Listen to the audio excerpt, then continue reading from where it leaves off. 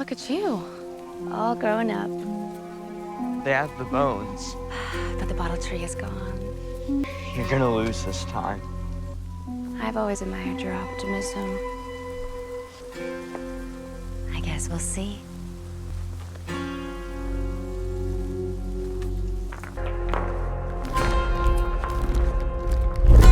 The most important line in the From finale isn't a death. It isn't the talismans.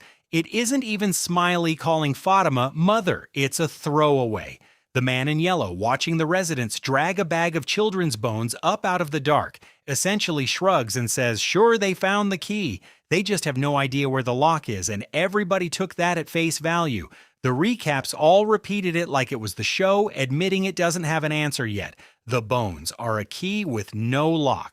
But think about who said it. That line came out of the mouth of the one character on this show who lies with a smile, who deals in half-truths, who told Tabitha the exact same plan would either save everyone or unleash a horror beyond imagining, and then walked off without telling her which. The man in yellow doesn't give you information. He gives you the version of information that keeps you lost. So when he says the residents don't know where the lock is, I don't hear a mystery. I hear a man who's very relieved the residents haven't figured out something he already knows. Because here's the thing, the show did tell us where the lock is. It told us in the very first episodes of the entire series. And it just spent all of Season 4 quietly reminding us, the lock is the Lake of Tears. And tonight I'm going to walk you through every piece of canon that says so, and why the man in yellow needs you to never connect these dots. Let's start with what the finale actually confirmed, because the case is built on solid ground before we ever get to theory. The bones are real. For a while, there was an open question, were these actually the Anghkooey children, or was Jade chasing another vision down a hole? The finale settles it. They're the children. Jade was right about that. But Jade also lied. He told everyone the bones would protect them in the chamber, that they'd act as a shield against the creatures. They didn't. That was a story he told to get the plan moving. And that lie matters because it tells you something about the bones. Nobody in that town actually knows what they're for. They know the bones are important. They know they're the children's. They've been told by Boyd that recovering them is the key to getting home. But the actual function? The mechanism? No one can tell you. They are holding the most important object on the show, and they don't know how to use it. That's the key with no lock. And it's real. The man in yellow isn't wrong that they're confused. He's just being very, very careful not to mention that the answer exists, because layered underneath all of this is the rule the show keeps repeating, the one I need you to hold on to for the whole video. The man in yellow said it to Tabitha. Sophia said it to Clara. How you do something matters as much as what you do. The town runs on ritual, and a ritual done with the right ingredients in the wrong way doesn't half work. It fails, or worse. So the residents have the right ingredient, the bones. What they're missing is the how and the where, and the show has been handing us the where since episode 1. Go all the way back, season 1, the second episode. The Matthews family has just crashed into this town. Ethan, the kid, has a seizure, and during it, he dreams. He dreams about a place he calls the Lake of Tears. At the time, it played like set dressing. One more creepy, unexplained thing in a town full of them. A scary lake the show name-dropped and then seemed to forget about for 2.5 seasons. A lot of people filed it under red herring, atmosphere, nothing, but pay attention to who dreams it and how. Ethan is the show's prophet. His crayon drawings and his visions have predicted pivotal moments over and over. This is a kid whose dreams are load-bearing. And on this show, seizures aren't medical. They're the town's supernatural forces reaching into someone. Julie storywalks and her body seizes. Ethan dreams the Lake of Tears and seizes the very first night. That's not a coincidence the show forgot about. That's the show planting a seed and trusting you to remember the soil it went into. And then for 2.5 seasons, almost nothing. Which, if you know how this show operates, is exactly the tell. From doesn't drop threads. It buries them and waits. The bottle tree numbers waited. Anghkooey waited 3 seasons for a translation. The Lake of Tears was never dropped. It was buried. And in season 4, the show dug it back up in the most deliberate way it possibly could. Season 4, episode 2. One of the bleakest hours the show has ever done. Jim is dead, strung up in the bar under a message written for the whole town to read. Knowledge comes at a cost. Hold that sentence too, because it's going to come back. And after Jim is confirmed dead, Ethan slips away, gets to the wrecked RV, and sees his father, Jim's spirit. And out of everything a dead father could say to his son, out of all the comfort, all the goodbyes, what Jim uses his one moment to say is, there's something very important you have to do. Find the lake of tears. It's here. I need you to find it. Stop and feel the weight of that choice. The show could have had Jim say anything. It spent its one precious resurrection from the dead conversation to point at the lake of tears and say, find it. You don't spend a beat like that on a red herring. The town's evil forces fake a lot of things, but this scene had a warmth they've never been able to counterfeit. This was really Jim, and Jim used his last words to give his son a mission. The show took a thread it planted in episode 1 of the entire series, and 3 seasons later, had a ghost reach across death to underline it. That is not how you treat a throwaway. That is how you treat the answer. Now here's where it stops being about Ethan and starts wrapping around the bones. When Ethan dreamed the Lake of Tears in Season 4, the dream didn't just show him water. It pulled him into Victor's room in Colony House, where the episode shows a drawing of the lake. Victor's room, the one resident who survived a previous cycle, the one who's been here longest, who knows more than he says, who begged them not to pull up the bottle tree and was right. Think about what that means. The kid whose visions are always true dreams a location, and the dream routes him straight to the room of the man who survived longest in this town. Two of the most reliable sources of truth on this entire show, the prophet child and the cycle-surviving elder, both connected to the same body of water. And Victor, in that same stretch of episodes, keeps muttering the same warning about the town. He takes everything good. He knows what this place is. So we've got the bones, confirmed, recovered, purpose unknown. And we've got the Lake of Tears planted in episode 1, reactivated by a dead man's spirit, and tied to Victor, the one man who's beaten a cycle. The question is whether those two threads are actually the same thread.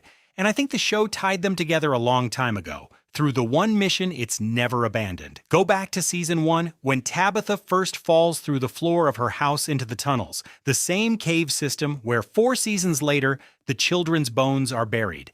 Victor finds her down there. He was waiting for her, because the boy in white said she'd come, and what he shows her down in the dark are the cave paintings in the chamber, the place the whole mythology lives. From the very beginning, the tunnels under this town and the children have been the same story. That's where Tabitha's real mission starts, because Victor tells her something that becomes the spine of the entire series. His mother went to the lighthouse to free the children, believing that was the key to escaping the township. Free the children. Hold that phrase, because it's been the escape plan since Season 1, and the show has never once walked it back. Victor's mother was Miranda. Miranda heard the children calling out from the tower, begging to be saved. She believed she'd been chosen to free them, that freeing them was the way out, and the town killed her for trying. Tabitha recognizes herself in Miranda the instant she sees her paintings, because Tabitha inherited the exact same mission. The visions of the children, the pull toward the tower, the conviction that the way home runs through releasing these kids, not fighting the monsters. 2 women, decades apart, handed the same task by the same town: free the children. So when the residents finally dig up the children's actual bones in Season 4, that's not a new plan. That's the physical object that completes the oldest plan on the show. Miranda knew the children had to be freed. Tabitha knew. Nobody ever knew how. And now they're holding the remains in their hands and still asking the same question Miranda died asking. That's the key with no lock, stated as plainly as the show can state it. They have always known they need to free the children. They have never known where or how, and that reframes the man in yellow's warning. When he told Tabitha not to dig, when he warned the plan could unleash something far worse, maybe it was never about the bones being dangerous to remove. Maybe it's that finishing the children's release is the one move that actually threatens him, and a frightened liar's best play is to make the people holding the key believe the lock doesn't exist. Because watch what the man in yellow consistently does. He doesn't try to stop the bones plan by force. He sabotages it sideways, the rope, the blood in Fatima, the talismans. He muddies it. He makes sure that even if the residents get the bones, they have no idea what comes next. A man who genuinely didn't fear the bones wouldn't bother. The energy he spends keeping the residents confused about the how and the where is the energy of someone protecting a lock he doesn't want found. So let's put the whole thing together, the way I think it actually goes. The original townspeople sacrificed their children, the Anghkooey kids, to it for immortality and became the creatures. The children's deaths are the wound the whole town is built on. Anghkooey means remember. The children want to be remembered.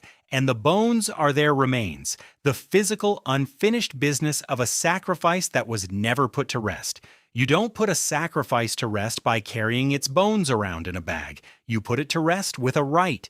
And the show has told us twice that how you perform the rite is everything. So the bones aren't a weapon and they aren't a shield. That was Jade's lie. The bones are remains that need to be delivered somewhere and released the right way, laid to rest, returned to water, the way countless real-world traditions release the dead, cremation, immersion, the body given to a holy river so the soul can finally move on. The lock isn't a door, it's a destination. It's the lake of tears. You take the children home to the water, you perform the release the right way, and you finally give the children the one thing they've been begging every person who can see them to give.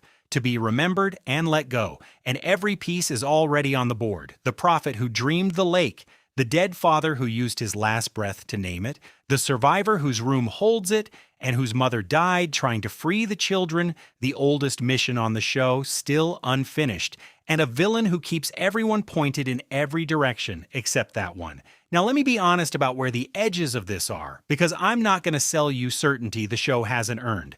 I can't prove the lake is the literal destination for the bones.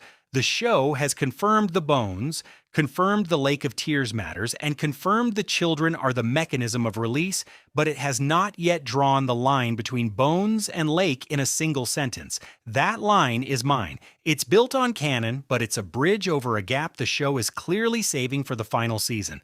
I also can't tell you exactly where the lake is. The show has tied it to Ethan's visions, to Victor, and to the world beyond the lighthouse, but it hasn't pinned the geography down.